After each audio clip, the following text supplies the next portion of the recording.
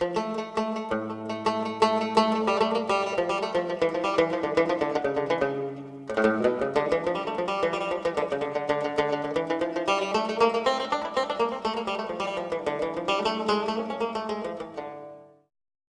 name is Yossef Ben-Meir, and I am president of the High Atlas Foundation, which was founded in 2000 by former Peace Corps volunteers who were inspired by the people of Morocco and inspired by what could happen in this very special place.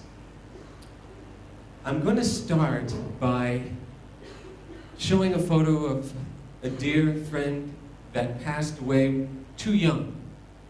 And it happens way too often that lives are cut short in rural areas of Morocco for things that are completely avoidable.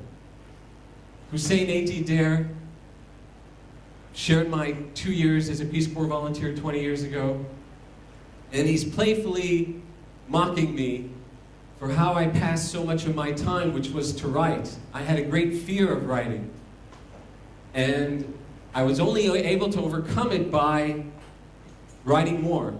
Eventually, quantity allowed me to overcome this internal obstacle, and it became something that is central to what I do every day and to what so many people who dedicate themselves to human development must do. So much, if we want to achieve the dreams of our organizations, of ourselves, of the communities around us, we have to sit and write what those dreams are about. And as I wrote those 2 years, a lot of suspicion. What is he doing up there in his house writing all day?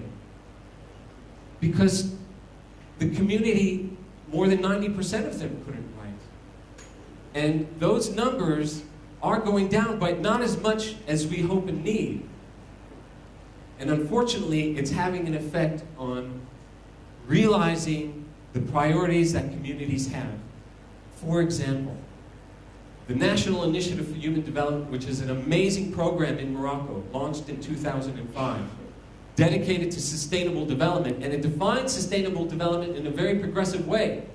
Sustainable development began in the 80s as an environmental cause, which it is, but it's also come to mean economic aspects and social and political, cultural, geographic, technical, financial. All these elements come to bear on sustainability.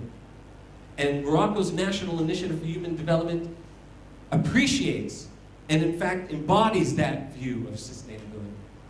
But too much of its money goes left unspent because the communities can't write their proposals. And in fact, this amazing chance that Morocco has, which is realizing opportunities, yes, but not realizing enough. And so the ambassador spoke about the importance of education, which is absolutely true. I will say that Morocco has a great oral tradition. And if we can expand how we apply for proposals, perhaps we can present them orally. Cultures around the world have that powerful oral tradition. And so perhaps more human development, yes, to write, yes, we need to learn how to write, but maybe we can expand our pathways of communication to allow those special opportunities to be realized. The High Atlas Foundation is committed to ultimately the participation of the people. Here we are, 100 of us. If we were to pass a series of meetings together, we are all part of the TEDx community. Can we identify what future TEDx ought to look like? There are methods that could help us do that. And so those very methods, embodied or so-called the participatory approach, they go by more than 100 names, by the way. But those very methods help communities identify their challenges, what they struggle with and face up every day, and identify their opportunities, and embody them in an action plan based on what they've described for themselves. And that is what ultimately the High Atlas Foundation does. Of course, communities to communities have different priorities. And so the High Atlas Foundation is committed to different kinds of projects that emerges through that community planning. And wonderfully in Morocco, municipalities are required to go through this very approach, to create communal development plans based on the participation of the people. Again, I mean, we have these amazing frameworks for change, but opportunities aren't being fully realized. I recently met a governor of a province that included 26 municipalities in that province, and he said he received all the communal plans and they were exactly the same. Cut and pasted. How could 40 villages in a municipality, in 26 municipalities, all come up with the same priorities, the same needs? And so what needs to go along with this amazing Moroccan opportunity is training on how to create participatory movements. We're here, not by chance, at 10 o'clock, but it took coordination, facilitation, communication. And so participatory movements require that third-party assistance to bring us together, to make sure all voices are heard. Men, women, young, old, the landless, the wealthy, the sick, the healthy. All of us need to be included in that group planning dynamic. And that requires facilitation. And fortunately in Morocco still, it has programs to train locally elected women to municipalities to be that third-party facilitator. But not enough is being done. Not enough third parties are out there. Rural teachers are a great way to get people out there to facilitate that change. There are many different kinds of groups that can be that offer that third-party assistance. And so we need to focus on that training. And I will say one of the things I appreciate about the Humanities Foundation, I don't mean to be so centered about the organization that I happen to work with and for, but for us, training has to result into projects. That having that community discussion is very important. But if that discussion doesn't result into change, we can't call it successful. And including the process of how we train those facilitators. They are trained in the field with the people. And so as they learn those techniques, that process must culminate into greater income, better education, improved health, measurable change that the people want. In rural Morocco, Morocco is going through an amazing agricultural transformation to get beyond subsistence agriculture. 15% of the income is generated using 70% of the land. That's an indicator of subsistence, unproductive farming practices. 70% of the land, 15% of the income. That's also an indicator of that wheat and corn cycle. Morocco imports more than the amount of wheat more than it produces. It's inefficient. And so Morocco is now moving toward fruit tree agriculture.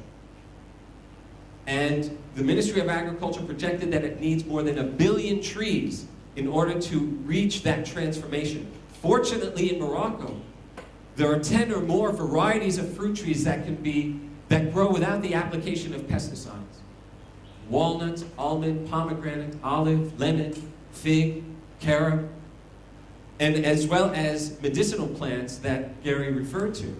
These products can be certified organic, and the global organic prices are more than double than what farmers are currently receiving. Now, that organic certification process is not easy. The Humanities Foundation is doing it. This is right now is the Walnut Harvest, and 35% of Morocco's walnuts is produced right next to Marrakesh in the El Haus province. None of it has been certified organic. Hopefully, this will be the first year. And so, to produce that million trees, or billion trees, not easy.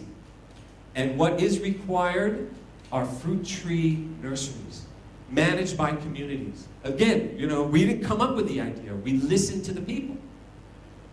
That happens to be a nursery that I was involved with planting in 1995, and it was the first community-managed nursery built beside a national park. Also in the El House province, you have the Toubkal National Park, Morocco's oldest and largest nature-protected area. There are 10 national parks in Morocco. And 95 was the first time that the national park promoted, it helped implement a human development project. We cannot have nature conservation unless we have human development advancing alongside it. How are local communities able to not graze in certain areas or accommodate nature conservation regulations unless they have something to offset the losses that they incur by accommodating those conservation rules?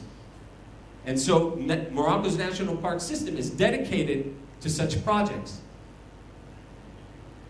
What I learned through that experience was that you can imagine the relationship between the people and the park is not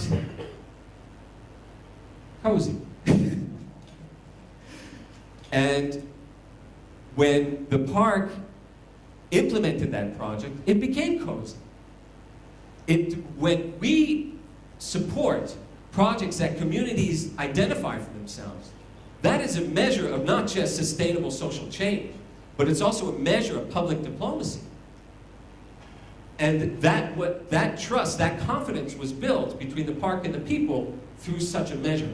By the way, when we look at the importance of participation of the people, one figure stands out in my mind, that in evaluation after evaluation conducted by the World Bank, USAID, UNDP, all the major development organizations of the world concluded that participation is as important as finance. How can we build or implement anything without some measure of finance? We can't create something from nothing. We need finance. And so too is as important to sustainability is participation. Participation is as important as finance. And it's also trust building. Here are other projects implemented by the foundation. Clean drinking water. You know, when I look at that basin, and of course it saves lives, and hardship, and disease, but I also think of, look at the size of that basin, which the people built from their own energy in kind. The Humanities Foundation doesn't pay for labor, it pays for materials, technical aspects. But the people give their labor in kind because those projects are theirs. And they are happily willing to give their effort and energy in kind. Now, that basin is on the side of a mountain. 50 kilo cement bags on the back, up the side of a mountain. It's hard labor. And that is what I'm reminded when I see that. Separating rock from sand all day, day in and day out. It's hard labor. And so that is forthcoming when we respond to what the people want. The other picture is that of a classroom. What we've also found is that teachers' housing, in addition to dormitories, which is hugely important for girls to attend school, but teachers' housing is also, it's surprisingly prominent among what people express for themselves that they need. Because you may have 40, 50 kilometers that a teacher may have to travel, a road gets washed out, and teachers' attendance ought to be taken as much as student attendance.